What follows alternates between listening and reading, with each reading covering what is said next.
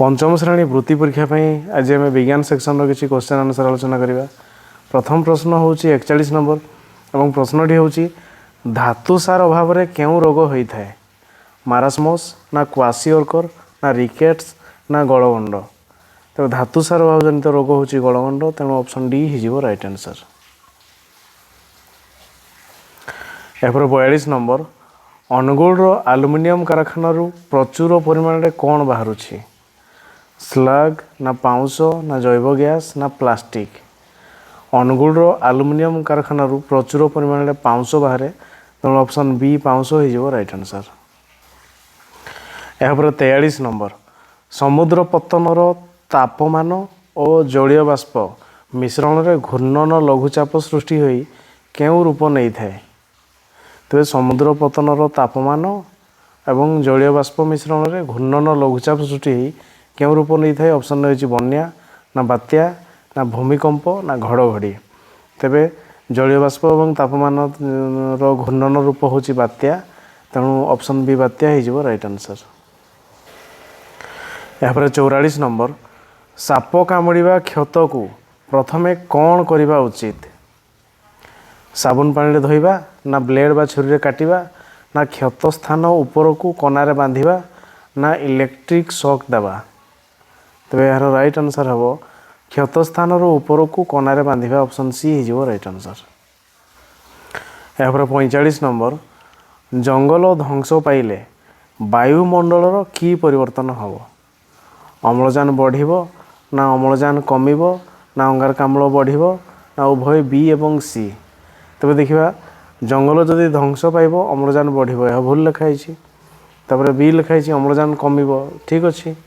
सी रे अच्छी अंगारकाम्ल बढ़िबो, तेज ये ठीक अच्छे, कारण जंगल जदि ध्वंस पाइब अम्लजान मात्रा कमिज और अंगारकाम्ल परिमाण बढ़ीज, तेणु उभय बी और सी हम राइट आंसर, ऑप्शन डी हो ठीक उत्तर।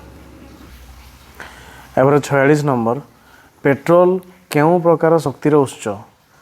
आलोक शक्ति ना रासायनिक शक्ति ना यांत्रिक शक्ति ना ताप शक्ति।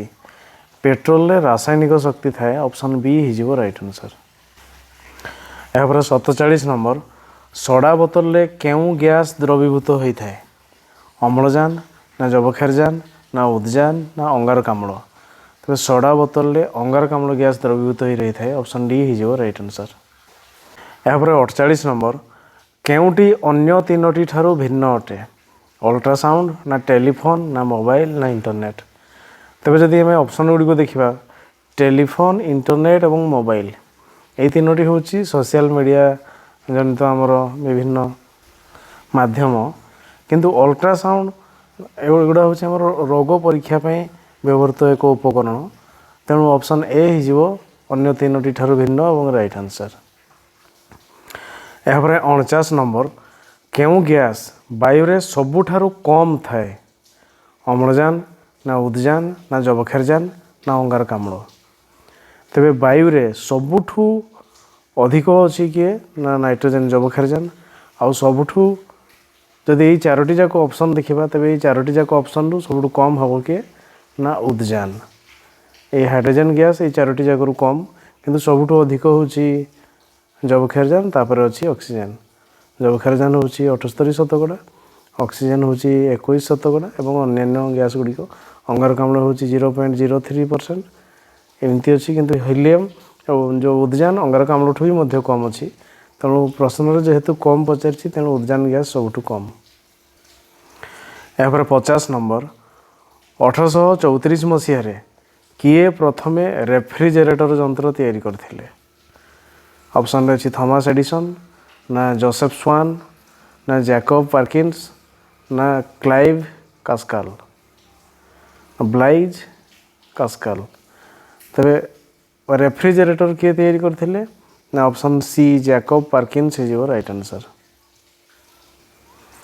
या 51 नंबर तालचेर ठारे जल को बाष्प करा जाए विद्युत उत्पादन पाई कौन घोरा जाए थाए?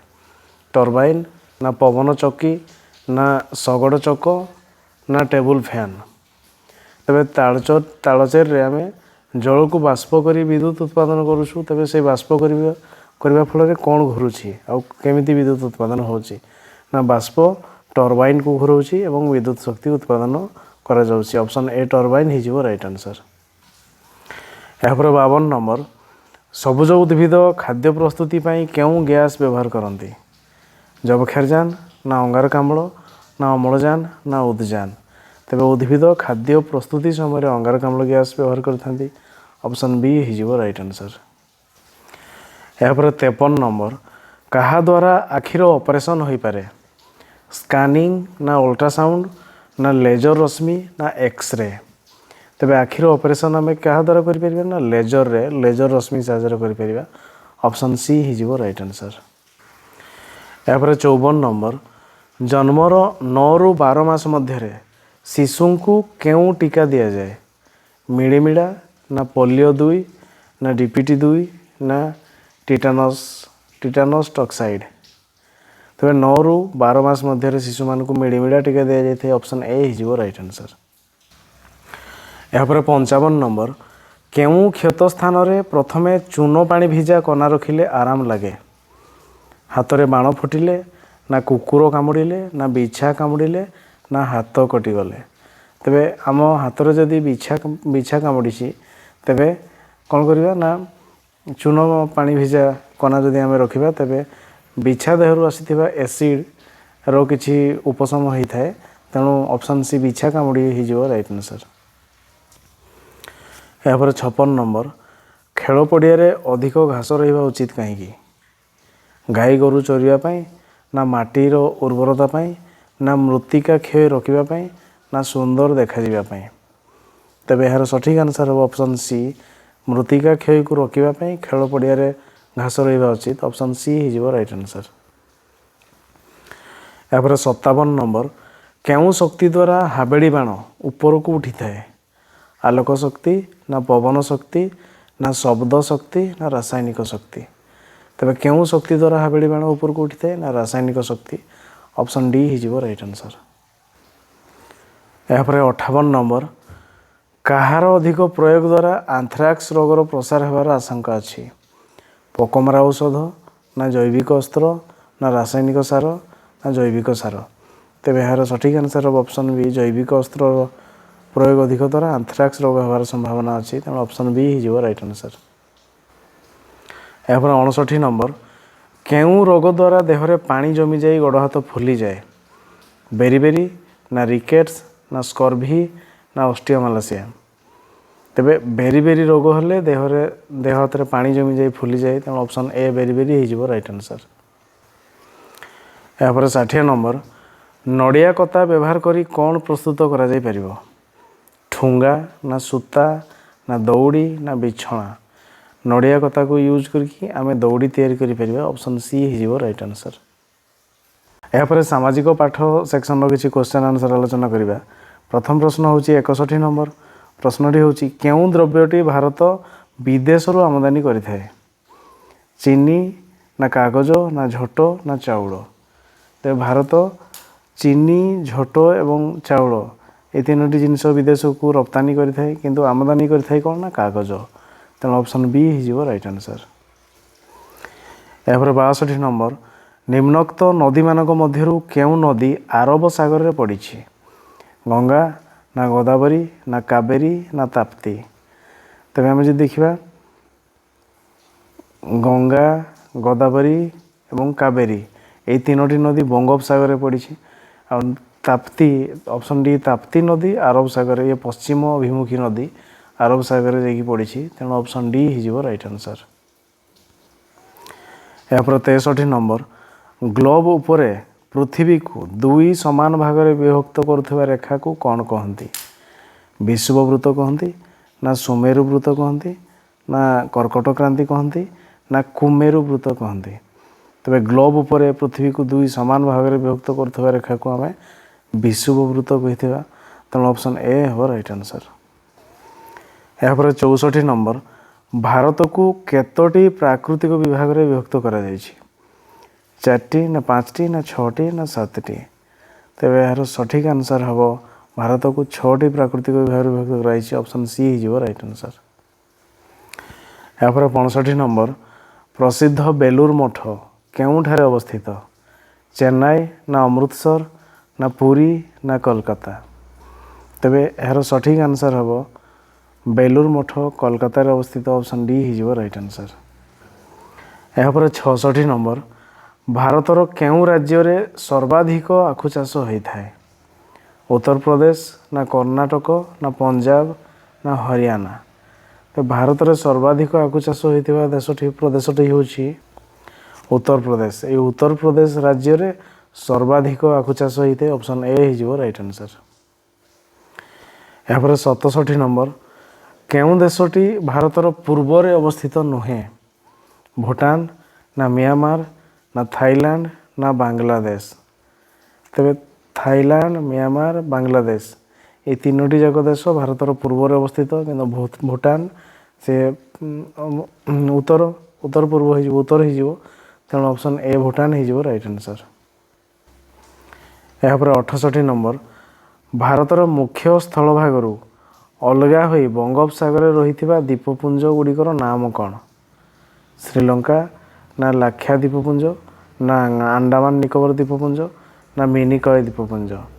तेबे यार सठिक आंसर हम बंगोपसागर रही द्वीपपुंजर ना हूँ अंडमान निकोबर द्वीपपुंज ऑप्शन सी हो राइट आंसर। यहाँ 69 नंबर रंग द्वारा भूमि रूप प्रदर्शन दृष्टि केउं जोड़ी मध्य मेलक नाही?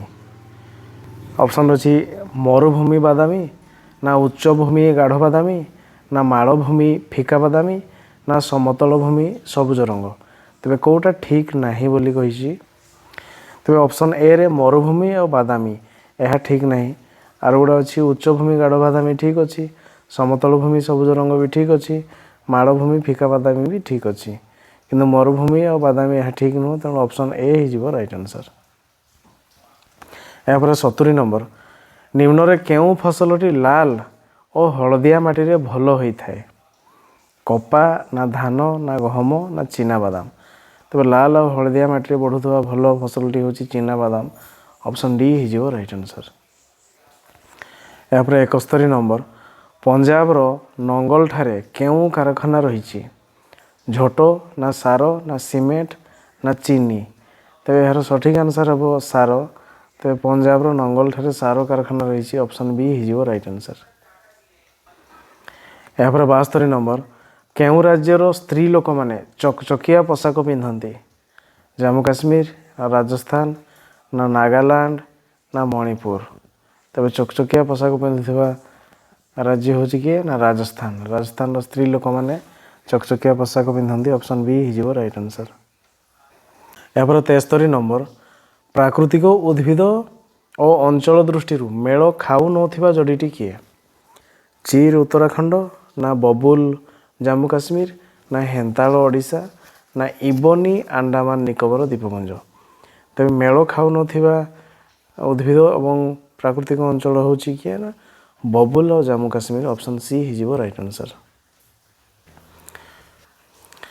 यहाँ 74 नंबर केंद्रीय गंगा कर्तृपक्ष केबे गठित होइथिला? 1945 ना 1985 ना 1995 ना 2005? तेबे केंद्रीय गंगा कर्तृपक्ष 1985 मसीह गठन कर ऑप्शन बी हो राइट आंसर। यहाँ 75 नंबर निम्नोक्त केउठारे उभय सामुद्रिक बंदर और विमान बंदर रही? दिल्ली ना कोलकाता ना कांडाल ना पारादीप? तेबे कौटी सामुद्रिक बंदर भी अच्छी एवं विमान बंदर भी रही तेणु ऑप्शन बी कोलकाता हो राइट आंसर। यहाँ 76 नंबर निम्नोक्त केउं जिला मध्य दे ब्राह्मणी नदी प्रवाहित होना? ढेंकानाल ना भद्रक ना जाजपुर ना केन्द्रापड़ा? तो भद्रक जिला मध्य दे ब्राह्मणी नदी प्रवाहित होना ऑप्शन बी हो राइट आंसर। यहाँ 77 नंबर त्रिपुरा राज्यर प्रधान भाषा कौन? गारो ना मिजो ना खासी ना बंगला? तेज त्रिपुरा राज्यर प्रधान भाषा हूँ बंगला तेणु ऑप्शन डी बंगला हो राइट आंसर। यहाँ 78 नंबर अवस्थिति दृष्टि केउटी अन्य तीनोटी ठारू भिन्न? नंदादेवी ना गड़इनगस्टिन ना देवमाड़ी ना कांचनजंगा? ତେବେ ଏହାର ସଠିକ୍ ଆନ୍ସର୍ ହେବ ଅପସନ୍ ସି ଦେଓମାଳି। କାରଣ ନନ୍ଦା ଦେବୀ, ଗଡ଼ଇନଷ୍ଟିନ୍, କାଞ୍ଚନଜଙ୍ଗା ଏ ତିନୋଟି ଯାକ ହିମାଳୟ ପାର୍ବତ୍ୟ ଅଞ୍ଚଳରେ ଅବସ୍ଥିତ, କିନ୍ତୁ ଦେଓମାଳି ଏହା ଆମର ଓଡ଼ିଶାରେ ଅବସ୍ଥିତ। ତେଣୁ ଅପସନ୍ ସି ହେଇଯିବ ରାଇଟ୍ ଆନ୍ସର୍। ଏହାପରେ 79 ନମ୍ବର, ନିମ୍ନୋକ୍ତ ମନ୍ଦିରମାନଙ୍କ ମଧ୍ୟରୁ କେଉଁ ମନ୍ଦିରଟି ଏକ ଚଳନ୍ତା ରଥ ପରି? ଶ୍ରୀ ଭେଙ୍କଟେଶ୍ୱର ମନ୍ଦିର, ନା ଦ୍ୱାରକାନାଥ ମନ୍ଦିର, ନା କୋଣାର୍କ ମନ୍ଦିର, ନା ରାମନାଥ ସ୍ୱାମୀ ମନ୍ଦିର? ତେବେ ଏହି ମନ୍ଦିରମାନଙ୍କ ମଧ୍ୟରୁ କେଉଁ ମନ୍ଦିରଟି ଚଳନ୍ତା ରଥ ପରି? ନା ଅପସନ୍ ସି କୋଣାର୍କ ମନ୍ଦିରର ରୂପ ଏକ ରଥ ପରି। ତେଣୁ ଅପସନ୍ ସି କୋଣାର୍କ ମନ୍ଦିର ହେଇଯିବ ରାଇଟ୍ ଆନ୍ସର୍। ଏହାପରେ 80 ନମ୍ବର, ନିମ୍ନୋକ୍ତ କେଉଁ ଦେଶ ସହିତ ଆମ ଦେଶର ଆମଦାନୀ ଓ ରପ୍ତାନି କାରବାର ହୋଇନଥାଏ? ଜାପାନ, ନା ଯୁକ୍ତରାଜ୍ୟ, ନା ସୋଭିଏତ୍ ଦେଶ, ନା ଦକ୍ଷିଣ ଆଫ୍ରିକା? ତେବେ ଏହାର ସଠିକ୍ ଆନ୍ସର୍ ହେଉଛି ଦକ୍ଷିଣ ଆଫ୍ରିକା। କାରଣ ଦକ୍ଷିଣ ଆଫ୍ରିକା ସହିତ ଆମର କୌଣସି ଆମଦାନୀ ଓ ରପ୍ତାନି କାରବାର ହୋଇନଥାଏ। ଅପସନ୍ ଡି ହେଇଯିବ ରାଇଟ୍ ଆନ୍ସର୍।